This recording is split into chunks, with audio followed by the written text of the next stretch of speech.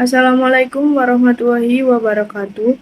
Sebelumnya, perkenalkan saya Eka Najwa Farahita dengan NPM 24041010087.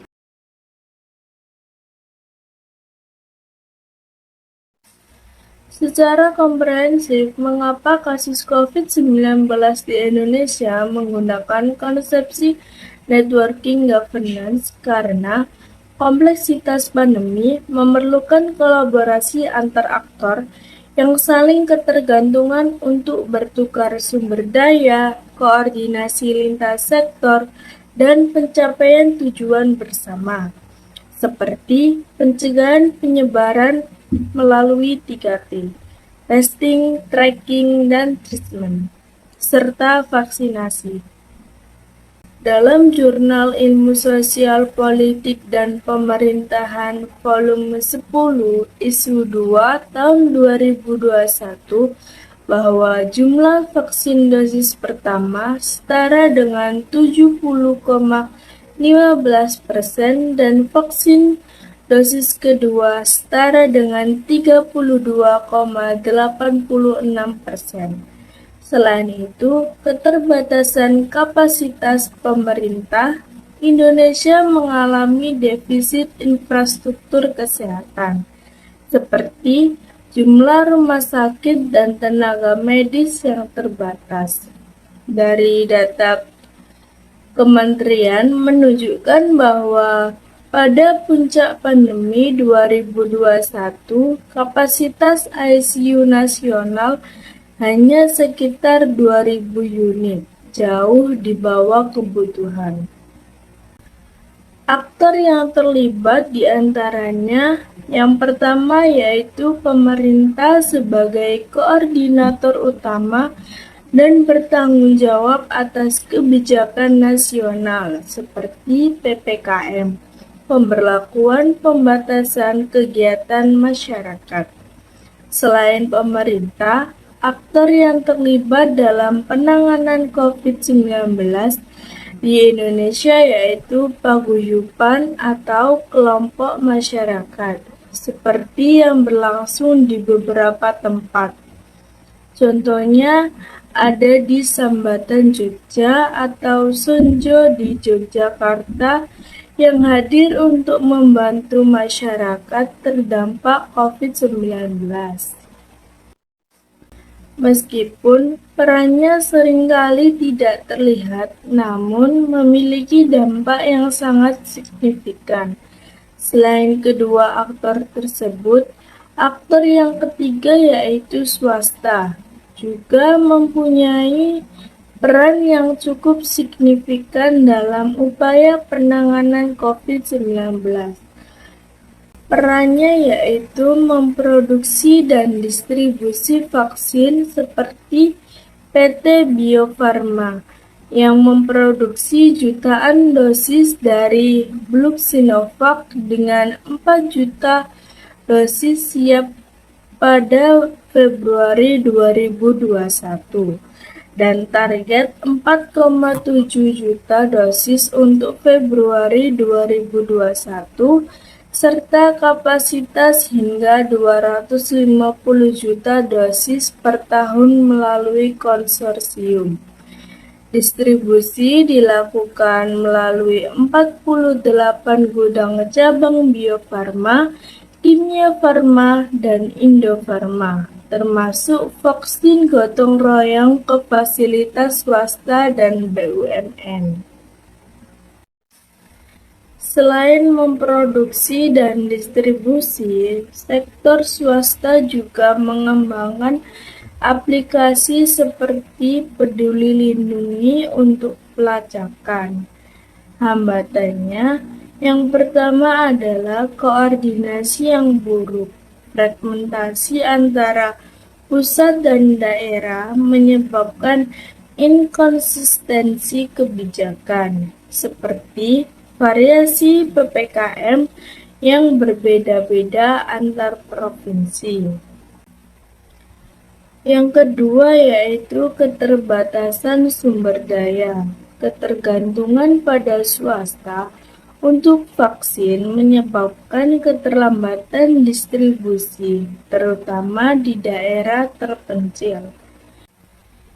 Yang ketiga yaitu konflik kepentingan swasta.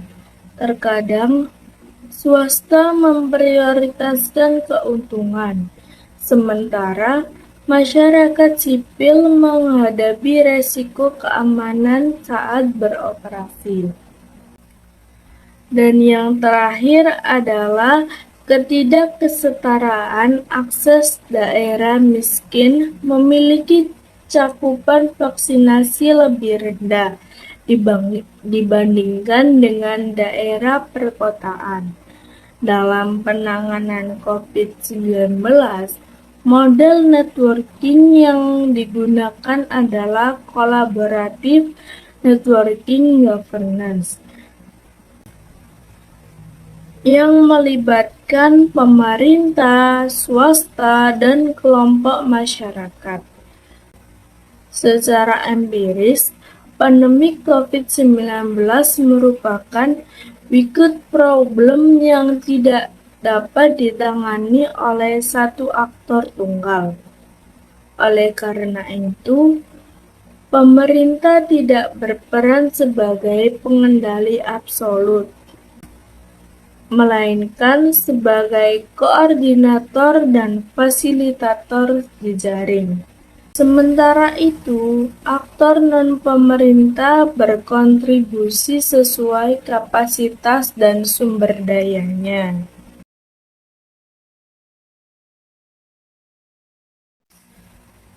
Program Kader Surabaya Hebat yang dikelola oleh pemerintah Kota Surabaya melibatkan ribuan kader atau relawan masyarakat yang dilatih untuk memantau pertumbuhan anak, memberikan edukasi gizi, dan mencegah stunting di tingkat kelurahan.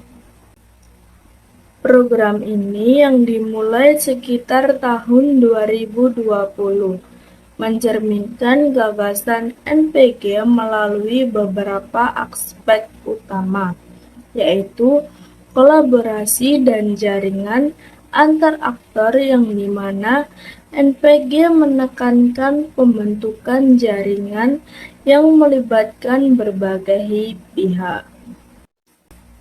Dalam program ini, pemerintah kota sebagai aktor utama berkolaborasi dengan kader dari masyarakat sipil, tenaga kesehatan, dan bahkan sektor swasta, misalnya melalui dukungan CSR perusahaan. Kader beroperasi di jaringan komunitas yang membentuk kelompok kecil yang saling terhubung untuk berbagi data dan sumber daya. Ini menggambarkan governance as network di NPG, di mana kekuasaan didistribusikan secara horizontal, bukan vertikal. Selain itu, partisipasi publik dan empowerment masyarakat, paradigma NPG mendorong partisipasi aktif masyarakat dalam pengambilan keputusan. Kader Surabaya Hebat melatih warga lokal, terutama ibu rumah tangga, untuk menjadi agen perubahan, memungkinkan mereka berkontribusi langsung dalam program ini. Ini sejalan dengan gagasan NPG tentang citizen engagement, di mana masyarakat bukan hanya objek kebijakan, melainkan mitra aktif. Misalnya, kader melakukan pemantauan rutin dan intervensi dini, seperti memberikan suplemen gizi dan edukasi yang meningkatkan kepemilikan lokal, akuntabilitas bersama, dan inovasi. NPG menekankan akuntabilitas yang melampaui hierarki dengan fokus pada hasil bersama. Program ini menggunakan mekanisme seperti pelaporan digital atau aplikasi untuk memantau kemajuan, memungkinkan umpan balik dari kader untuk masyarakat. Inovasi terlihat dalam pendekatan berbasis data, misalnya integrasi dengan sistem kesehatan nasional yang memungkinkan adaptasi cepat terhadap tantangan lokal. Ini mencerminkan outcome oriented governance di NPG, di mana kolaborasi menghasilkan solusi kreatif untuk masalah kesehatan publik seperti stunting. Hambatan yang muncul dalam penerapan program Kader Surabaya Hebat antara lain. Yang pertama yaitu kurangnya koordinasi dan fragmentasi jaringan. Dalam NPG, jaringan yang luas bisa menyebabkan tumpang tindih peran atau komunikasi yang buruk antar aktor. Misalnya, kader mungkin kesulitan berkoordinasi dengan tenaga kesehatan formal atau pemerintah pusat, terutama jika ada perbedaan prioritas atau sumber daya terbatas. Keterbatasan sumber daya dan motivasi kader seringkali menjadi relawan tanpa insentif finansial yang kuat, sehingga motivasi jangka panjang yang menurun. Hambatan seperti kurangnya pelatihan berkelanjutan atau dukungan logistik, misalnya alat pemantauan, dapat mengurangi efektivitas, terutama di daerah miskin di Surabaya. Faktor eksternal seperti pandemi atau perubahan kebijakan, hambatan seperti COVID-19 bisa mengganggu kegiatan kader. Sementara itu, perubahan kebijakan nasional, misalnya dari Kementerian Kesehatan, mungkin tidak selaras dengan pendekatan lokal dan mengurangi fleksibilitas NPG.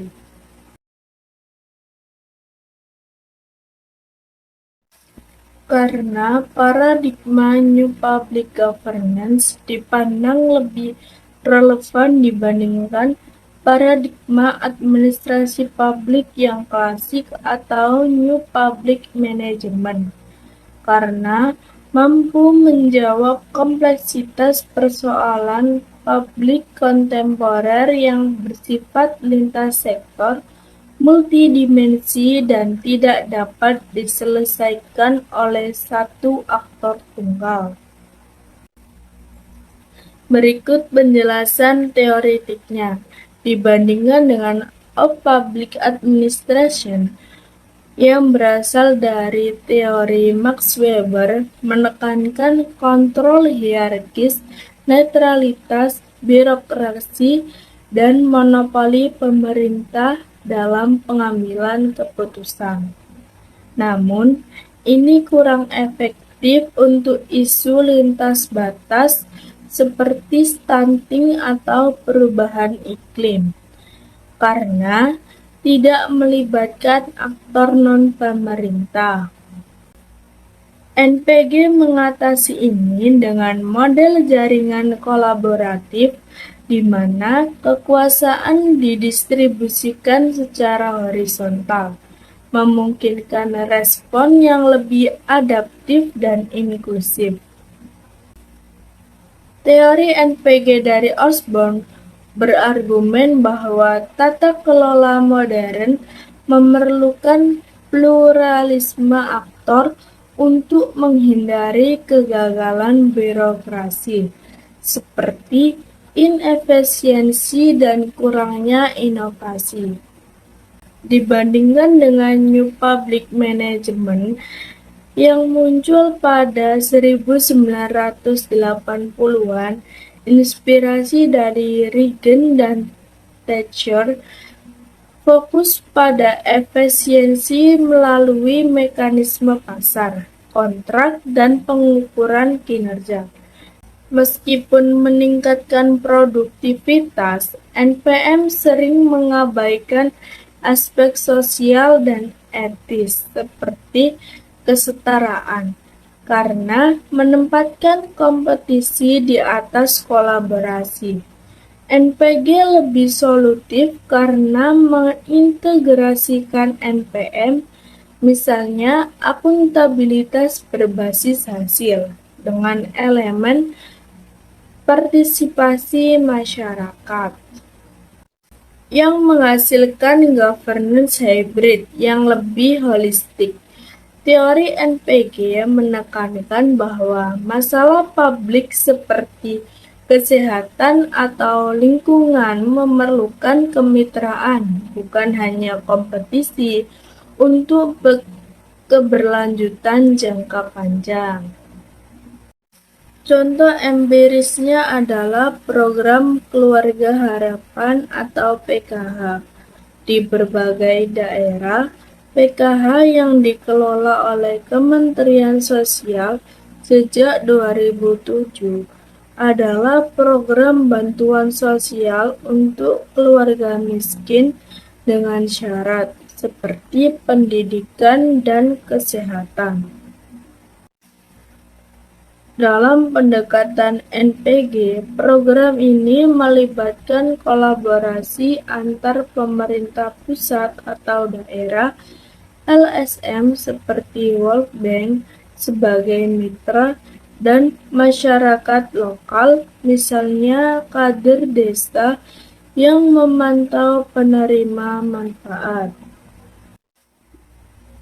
Dibandingkan dengan OPA yang mungkin hanya distribusi top-down tanpa partisipasi, PKH mengurangi kemiskinan ekstrim dari 11,3% pada 2015 menjadi 5,9% pada tahun 2022. Menurut BPS, karena kolaborasi ini meningkatkan akuntabilitas dan inovasi, seperti integrasi dengan posyandu. Jika dibandingkan dengan MPM yang mungkin kontrakan ke penyedia swasta tanpa keterlibatan masyarakat, NPG lebih inklusif, menghindari kegagalan seperti korupsi atau ketidakcocokan lokal, seperti terlihat dalam evaluasi Bappenas pada tahun 2020. Penanganan pandemi COVID-19 membuktikan bahwa paradigma New Public Governance lebih efektif karena krisis ini tidak dapat ditangani oleh pemerintahan saja. Keberhasilan pengendalian pandemi sangat bergantung pada kolaborasi antara pemerintah pusat dan daerah, sektor swasta, serta masyarakat sipil, terutama dalam penyediaan layanan kesehatan, distribusi vaksin, dan perubahan perilaku masyarakat. Keterlibatan berbagai aktor tersebut mempercepat respon kebijakan dan meningkatkan kepercayaan publik, sehingga menunjukkan bahwa tata kelola berbasis jejaring dan kolaborasi, sebagaimana ditekankan dalam MPG, lebih adaptif dibandingkan pendekatan hierarkis dan manajerial semata. Mungkin itu saja yang bisa saya jelaskan. Kurang lebihnya mohon maaf. Wassalamualaikum warahmatullahi wabarakatuh.